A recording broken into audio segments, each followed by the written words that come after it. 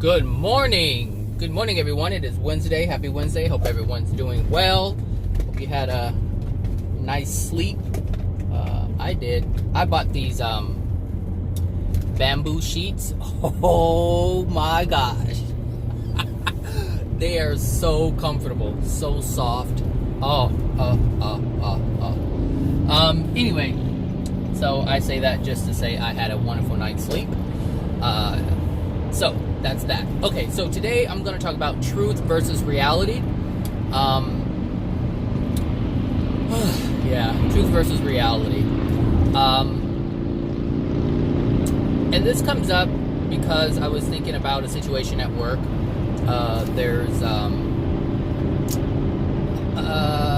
First of all, let me say this. We create our reality. Most everyone knows that. Maybe not, but most everyone says it. They may not understand it, but they'll say it. Or they may understand it up to a certain degree, to a certain extent. I know my sister says it, but yet she doesn't understand it. She's like, yeah, I really do believe we create our own reality, but she has no idea about the soul and how it's done. So they say people say, yes, we create a reality, but they have no idea as to how it works and what's actually happening, other than they created the situation that they're in. They just don't know how. And then there's the second part of it, which is accepting the how. So most people know of the phrase, we create our reality. We are creators. We are co-creators. But that is not the same thing as truth. The reality that the thing that we know as reality is, yes, our creation, and that's all that it is, our creation. Whether truth is involved, that's a different story. That's completely different.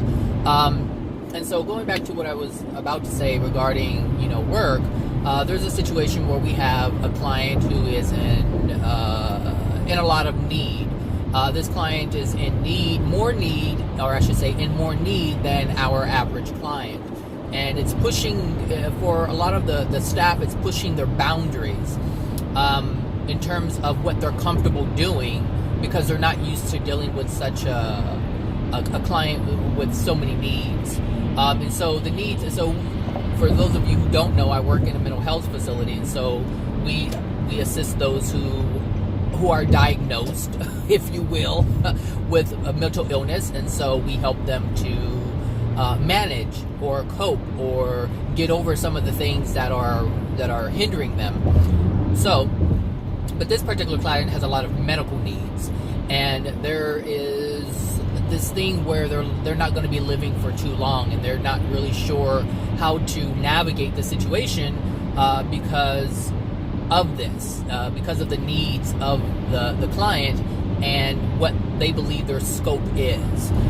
So, there's just a lot of things. So what's happening is they're getting frustrated. We sit, we have our meetings and we sit and we talk about, clients and cases, the ones that they're having trouble with, the ones that they need assistance with. And this particular client comes up just about every single meeting because, like I said, there's a lot of unknowns that are presenting themselves to the staff. And so they're becoming overwhelmed, they're becoming frustrated, some of them downright angry, to where they're taking it out on staff members and other clients. They're just miserable in general.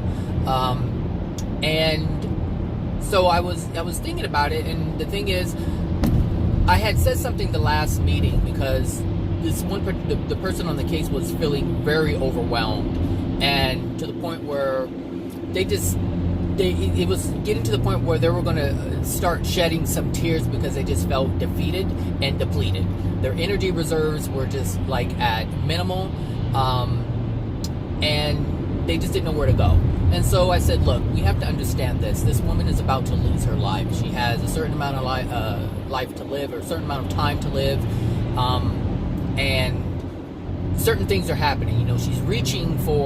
She's alone. No, she doesn't have anybody, and so she's reaching out and asking people to do things that the staff would think is either unnecessary or out of their scope. They're little small things, but the only reason why this client is doing that is the reason why anybody would be doing that, to keep people around, to keep some kind of connection, because when you're dying, you're afraid. And the only power you have is to control other people, because obviously you don't have any control over your life. You know this for a fact. You don't have any control. When something is consuming you and you know you have a certain amount of time to live and it's not very long, then what do? You try to gain control the only ways you know how, the only ways that you feel are tangible in the moment.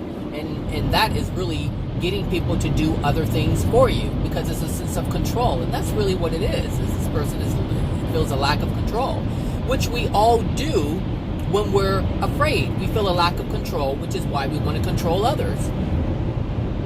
Parents do this all the time. They want to control their children, not because their children are bad, but because they don't feel they have control over the situation. They don't have control over their lives. Sometimes their hopes and dreams or whatever they had planned for themselves before they got pregnant and had a baby are now like in the wind. And so there's a frustration, there's a fear of what's going to happen with my life. Is this going to be it for the rest of my life? Am I going to struggle for the rest of my life? Am I going to have to do this for the rest of my life? And that's a fear, especially when you have other desires and dreams and goals. And so what you start doing as a parent is you start controlling your child, because you have no control over your life, because you feel you have to do this and you have to do that and you have to do this and you have to do that because you have a child. I have to do this. I have to buy this. I have to go here. I have to go there. I have to take care of this. I have to take this. It's overwhelming. I have to pump for milk. I have to do this. It can be overwhelming. And so when you feel that way, you start taking it out on others around you. Sometimes parents will take it out on their infants. Sometimes they'll wait until they're older. Sometimes they will take it out on their boyfriend or their husband or other family members. It's just a way of control. And that's what's important to understand when we feel as if we don't have control over, meaning, and when I say have control, because some people are just confused when I say that, what I mean by that is, when you have a desire to do things and you can't do those things, you feel like you have no control over your life. You feel like you don't have any control in the direction of your life. You feel like your life is dictated by something outside of you, and that means you don't have control. No different than a slave. A slave may want to be free, but the master says, no, you have to stay. Again, as a lack of control. And so what do you try to do? You try to control others the only way you know how. And if you can't control other people, then you just become the victim like everybody else. But some people, they react differently. Some people want to control. Some people just accept that they don't have control. It's just, look, it manifests differently. But anyway, truth versus reality. What's actually happening is, in the scenario that I presented with the staff and the client, they are responding to the reality. Whose reality? The client's reality. But understand that all the problems that the client presents, that the staff feels that they must fix and correct, all of these things are the realities created by the client, but only because the client is in denial of the truth. Because the client doesn't want to feel and grieve the lack of control in their life, they have to create an alternative reality. And it's not an alternative reality, I should take that back. It is literally the reality that they're creating. They're creating the problems, they're creating the frustrations, because what the staff will do is say, hey, look, we see this situation going on, we see this is over here going on, we see this over here going on, and this is what's infecting you, and this is what you need to do to improve your life, this is what you need to do to let go, this is what you need to do to not have stress. And all the while the client's like, but I have this going on, and I have this going on, and I have that going on. Meanwhile, the staff's like, but this is how you correct it. And the client is like, but I have this going on, and they can't get over it because they have to continue believing the reality that they're creating, because they have to be in denial of the truth. The truth is too much to bear. Losing their life is too much to bear. Not having any control is too much to bear. Being alone is too much to bear. Having a disease is too much to bear. Having a life of pain is too much to bear. So when something is too much to bear, you have to live. Like, you don't have any other choice. You're still breathing. So what do? You create a reality. What kind of reality? The kind that is different than the truth. And so, meanwhile, the clients, the staff are dealing with the reality of things. The truth are the things that we are denying. How we live our lives is based on are the reality that we're creating, but it is only because we are in denial of the truth, meaning we are in denial of the pain. It's like during this time, in our line of work, what we do is we try to have the end of life discussion. What do you want? What let's prepare for this. Do you have burial orders in place? Do you have people you need you want contacted if you should pass? What do you want to be cremated? Do you want to be buried? Do you have this? Do you have that? It's like, well, how are you feeling? Let's process this, because the truth is it's coming. It's coming. And the thing is, we're all gonna die. Jesus Christ. The whole thing is just a big old mess, because you can't control that. You can't control your death. You can't control, for the most part, you can't control when it's going to happen, but yet you can. But for the person who is weak, the person who is a degraded soul, most people don't know when they're going to die. I could die today. I don't know. But the thing is, it's going to happen, but I'm not stressed out about it. But something happens when you're told you're going to die. When you're given that finite date, that finite time, when you say, you know what? You have between this time and that time, and that's when it's going to happen. It's hard to accept it when it's presented to you in that way, even though everybody's going to die. People are dying before she's going to die, because that's just the way of it. Nobody knows. But there is a difference when someone tells you it's going to happen during this time versus the person who believes they're going to live until they're 90 years old, but yet they die in a car accident. Or they go to the doctor just to find out they have stage 4 cancer, and they have a week to live or 2 weeks to live, or, hey, you know what, we didn't catch it in time.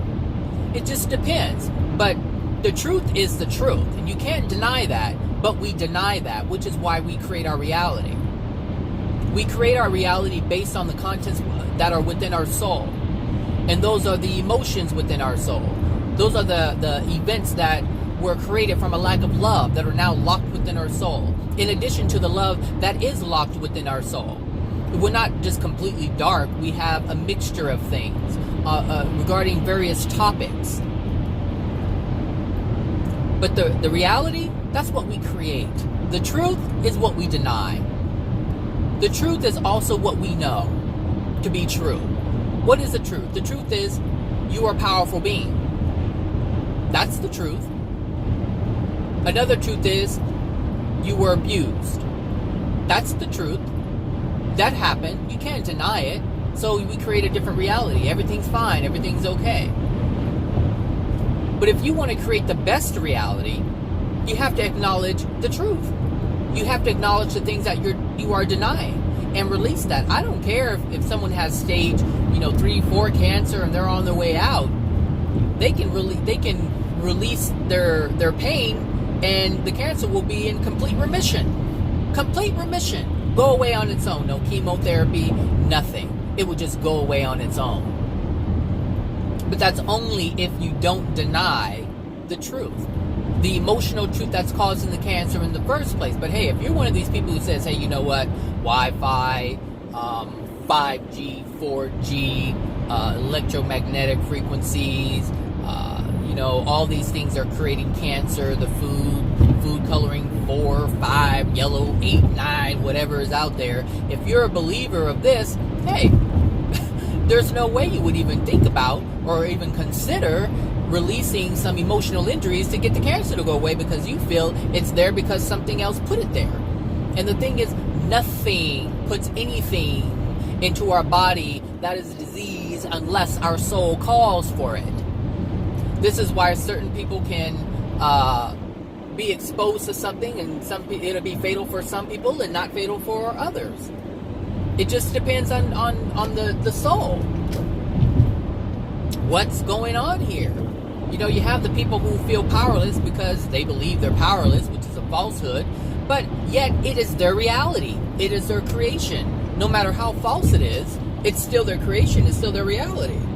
Whatever you create is your reality. And it doesn't have to be based in truth. It should be based in truth because that's the best experience possible. When I start recognizing things within myself, and I'm like, oh, wow, I recognize a truth in me. I was an asshole all those years. People were telling me I was an asshole. I was. I can admit that I was a mess. I was a mess. A sarcastic, I'm gonna shoot you down mess. But I had to acknowledge that in order to get rid of that. In order to remove that from my being, I had to acknowledge the truth of it. Denial, well, all that did was just keep me being an asshole. That was the reality I was creating because I was in denial of a lot of pain that I was all these rocks. I was in denial of the pain that I was experiencing. I was in denial of the pain that was within my soul from the events that I have experienced. I did not acknowledge the pain that was within me because I didn't see it as pain. I didn't see the things that happened to me as being painful. I just saw it as life because I understood life to be painful, but I didn't understand it was painful. Therefore, I never recognized it as painful. I had to realize the truth, the things that happened to me growing up and as an adult. I had to recognize the things that were happening to me in my now moment as an adult because of the things that I experienced as a child. I had to acknowledge those truths. Not that I was purposely denying them. I had no idea I was denying them. I was unconscious of my denial. And most of us are unconscious of our denial. You ask someone, you say, hey, you know, you're in denial. I'm not in denial because they're unconscious of their denial. But if they're complaining about something, they're in denial of something, which is why they're experiencing the experience that they are experiencing, which is their reality. This is the truth of it. I'm grateful that I'm able to see the things that I couldn't see before. And yes, some of the things I didn't want to believe because I didn't want them to be true. Again, creating my reality. Nothing's wrong with me, I would say. Nothing. Everything's fine. I'm not in denial of anything. I wasn't hurt because I understood pain to be something completely different than what it truly is. But now I understand it better. I understand it. Not to the fullest extent, but enough to know, or I should say enough to ease the pain and suffering that I was once experiencing. I was a miserable fuck, I'm telling you. At 23 years old, I was miserable. Miserable. Because I had this understanding of how life should be, and it wasn't happening. And so I felt like I was missing out on something. But I only felt like I was missing out on something because I believed I was supposed to have it.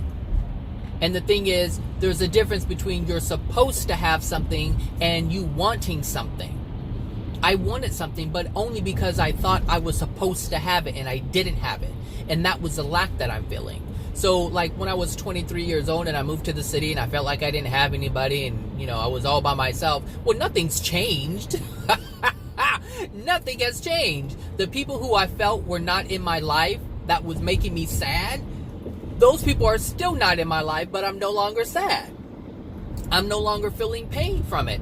I'm actually grateful these people are not in my life anymore. Because the thing is, what I was realized or what I was experiencing, this is what was going on within me. And I know it goes on with a lot of people because we're raised to understand what family is and what friends are and what that's supposed to look like.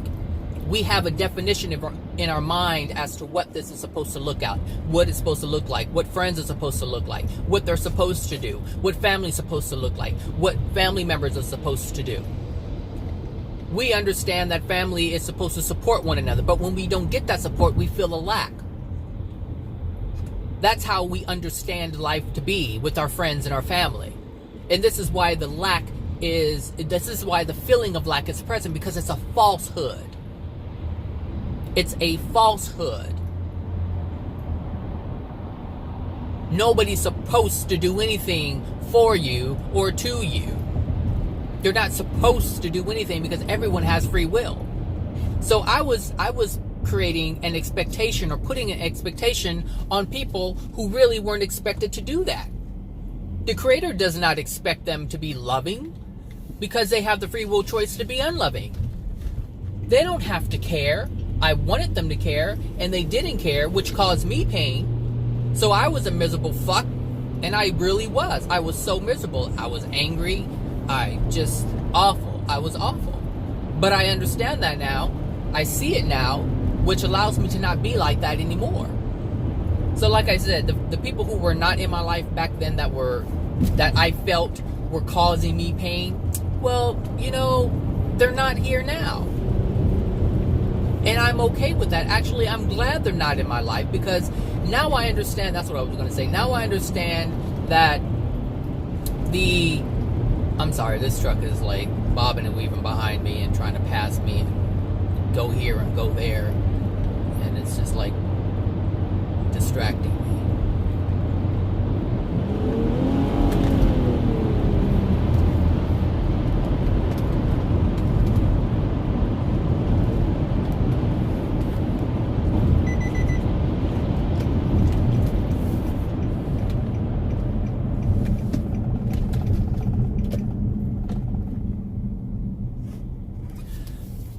So, what I was saying was,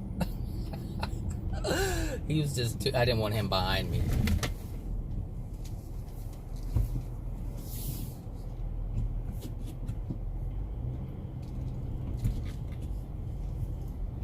So, gosh, what was I saying? All my concentration went back there. I was talking about family. I was talking about the reasons that were present in the past that caused them to not, or to treat me the way that they treated me, to discount me, to abuse me. The things that were present then, I didn't want to look at. I couldn't see the truth of what was really going on. I wanted to be loved by people who were incapable of loving me. I wanted to be loved by people who didn't love me. And so I was putting an expectation upon them that they could never live up to in that moment. And in this moment today, they still can't live up to that. But that's because I was placing an expectation upon them to be something that they weren't. And the difference now is, like I said, they haven't changed.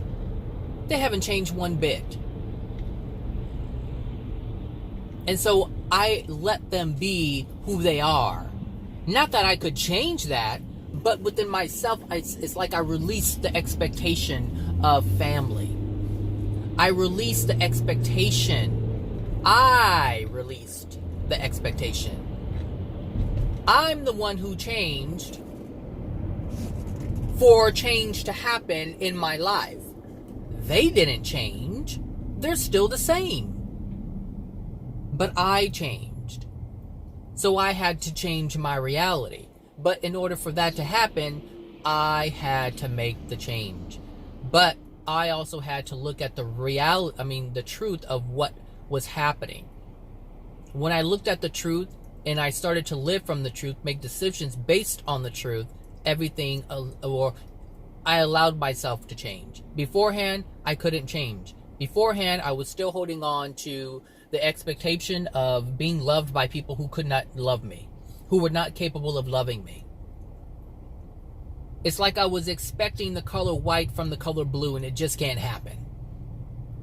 I was expecting the orange from the apple, but I just couldn't make that happen. So I have to look at the truth of it and say, look, you know what? The orange is an orange, the apple is an apple, and that's all that there is to it. What I got is what I got. Now enjoy what I got. So what I got was, people pushing me away and not including me in their life. So what is the truth of that entire situation?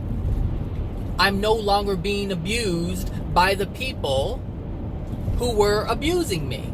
I'm no longer being mistreated by the people who were mistreating me. That's the truth.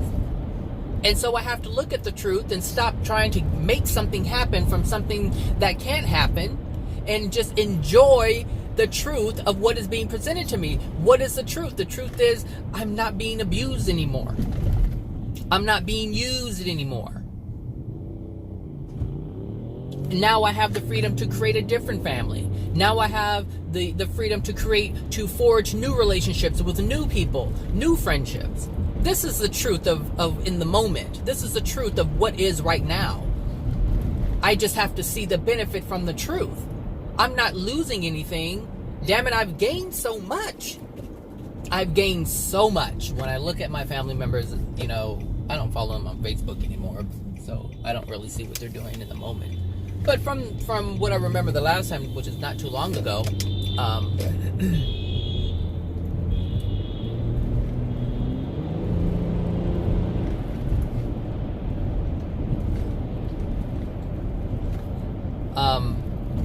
they aren't someone I want to interact with.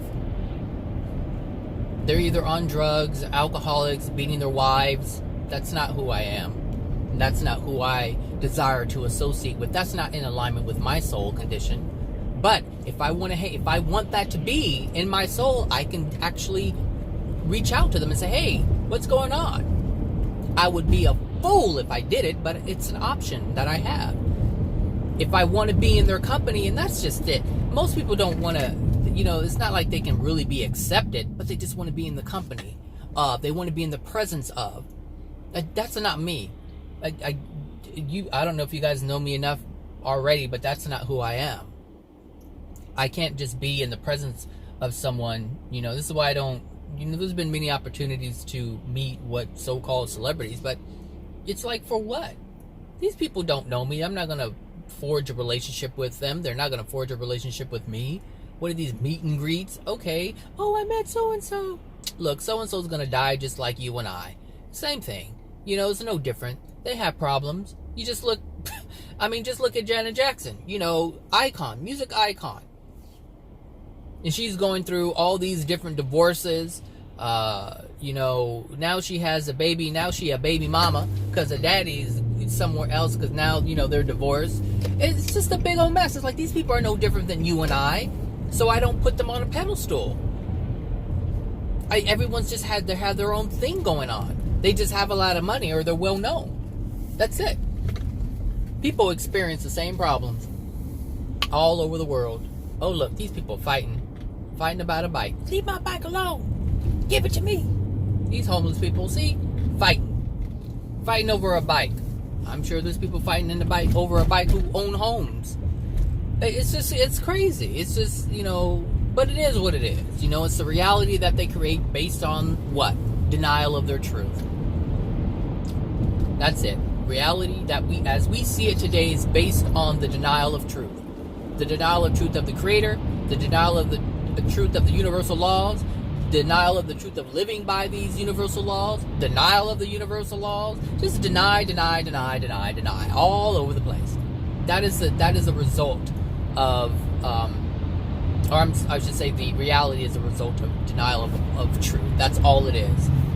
But truth is completely different than reality. It really is. And people will use it interchangeably, and that's fine. They can do that.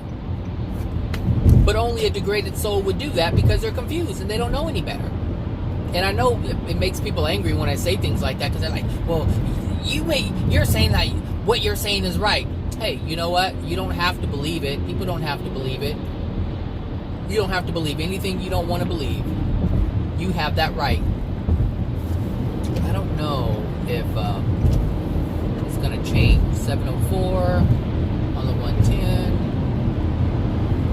Let's see if it changes. 704.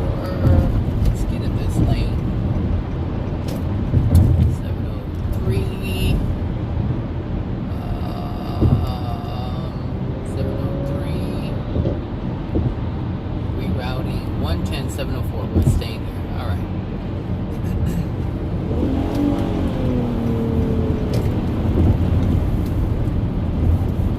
So anyway, It's like reality is the sandcastle that we build, and it's like reality is like creating reality as we know it today is like building a sandcastle on the beach. The sandcastle is made out of sand, and the foundation is made out of sand.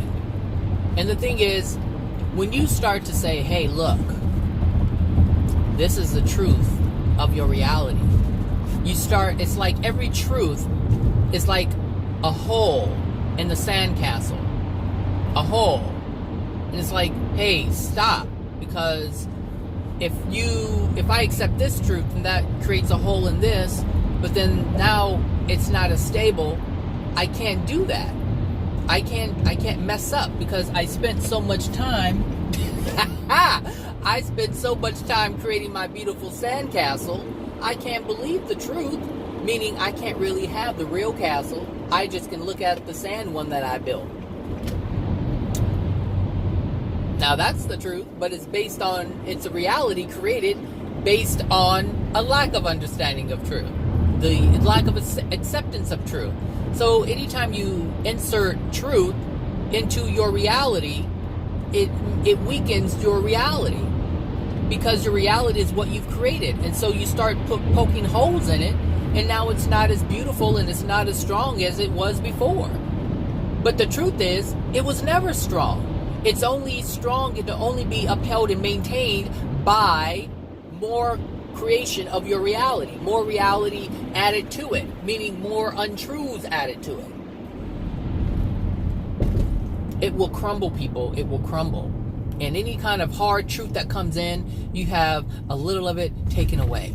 And this is why people get angry, because truth is like the wind. It's like the wind. It comes in. You go to a sandcastle that's been sitting there for a while, and you put a little wind on it, and the little granules, the little rocks, the little sand just start flying away little by little, little by little, little by little. And you're like, stop it, stop it, stop it. And this is why people get mad. They say, stop, stop. I don't want to hear that. I don't believe that. And this is what's really happening to people in the moment. People speak truth, and a little bit of their sandcastle goes away. And they get angry because everything that they built is blowing away. It's degrading little by little. But that's just the reality. That's the truth of it. That's the truth of building life with lies. Little by little, things crumble. And the feeling that you have, or the feeling that you once got from the creation of your reality, starts to dwindle away. This is why people get angry. People get in these relationships, they get married, and they think, oh, he loves me, he does this for me, he does that for me. And then the person goes and cheats on them, and they're like, but what happened? Everything was so perfect. Because you didn't understand that you were creating with sand. You didn't want to know that. And trust me, people warn you. You get warning signs all the time, whether it's friends or family, that says, hey, look out for that person. You're like, no, he treats me good, he cooks for me, he does this for me. Okay, but we're warning you, something's not right. Oh, you don't know what you're talking about, you just don't want me to be happy. And then you have 3 or 4 kids by this man, and now he cheats on you. He doesn't want to be with you, he wants to be with somebody else. And now you're feeling some kind of way about it. Why? Because you purposely built with sand. You didn't care that people were saying you're not building with concrete. You didn't care that people were telling you that, hey, you're not building with truth. This is the truth. And you're like, no, I don't want to see that. He treats me good. He cooks for me. He does this for me. He pays my bills. He gives me money. He gets my nails done. He gets me a purse. He gives you these things. Build your life with sand. Because the inevitable is going to be the inevitable. The truth is going to be the truth. I told you. See, these people on bikes, they don't give a shit about, like I said yesterday, they're just like, I can't wait, I can't wait. Oh my God, I can't wait, I can't wait. Oh my gosh. But anyway, yeah, build your life with sand. Build it. You've been doing it for this long, so I mean, you probably won't see any difference between now and then, but there is a difference. What you can see is all the times that you've tried to create something and it's crumbled. Look at all the relationships you've been in. I've been in 3 of them. 3 relationships. Not one of them I wanted to be in. Not one of them I wanted to be in.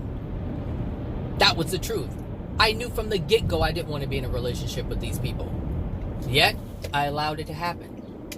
I allowed it. I did not follow the truth. The truth was, hey, look, this is not what you want. And I went against what I wanted. And so it was 8 months of misery. 8 months of misery. And the last one was 1.5 years of misery.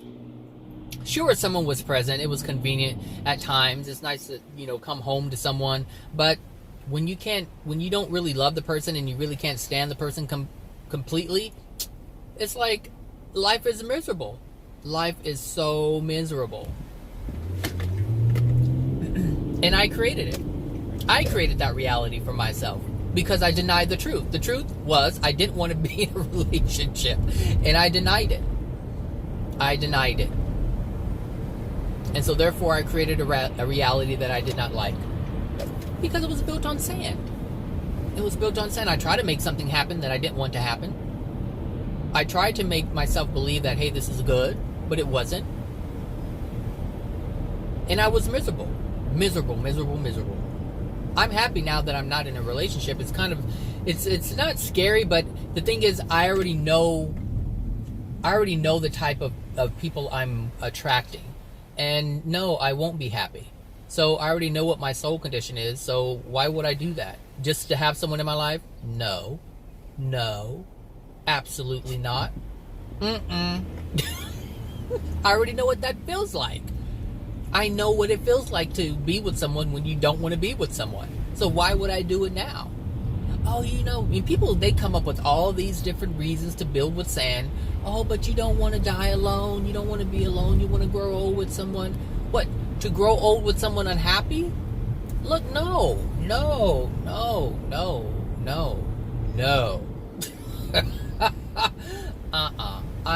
I'm fine the way that I am. I get to go wherever I want to go, do what I want to do.